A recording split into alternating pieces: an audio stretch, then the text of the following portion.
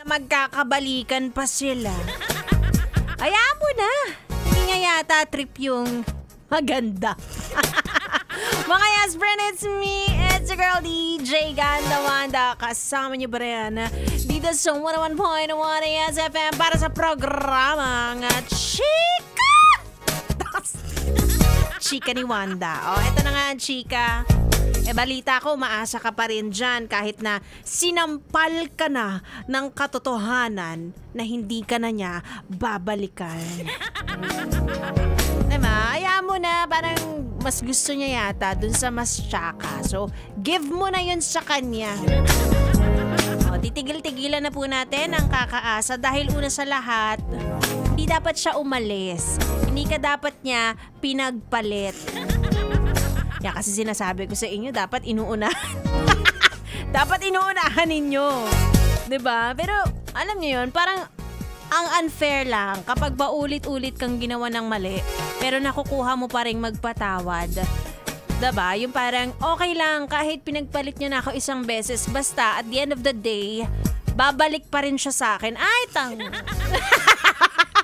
Diba? O kaya naman minsan nagkakamali yung partner mo na paulit-ulit, diba? Tapos papatawarin mo. Pag ikaw ang nakagawa nun or nakagawa ng mali kahit isang beses, kahit gaano kaliit, grabe, parang halos isumpa ka na, diba? Ay nako, kapag kayo pwede, kapag kami bawal. Oh, nasaan ang love? Nasaan ang love? Sa kabila. Kaya kayo, wag kayo magkukumit kung hindi nyo kayang panindigan, no?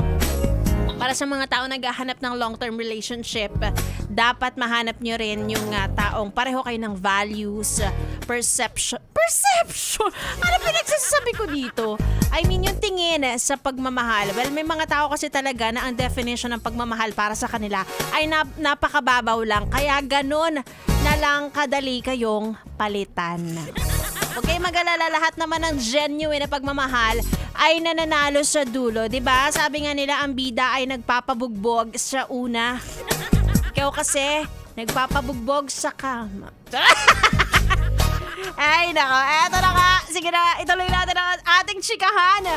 Mamaya-maya lang dahil makakasama ko na ang bibi niyo on air, bibi ko naman off air. Mas maganda po talaga na may kasama tuwing nakikipagchikahan dahil tandaan, kapag hindi ka kasama sa usapan, ikaw ang pinagchichismisan. Hala! Tuloy-tuloy ang ating tugtugan. Dito lang sa 101.1 Yes! FM Solid!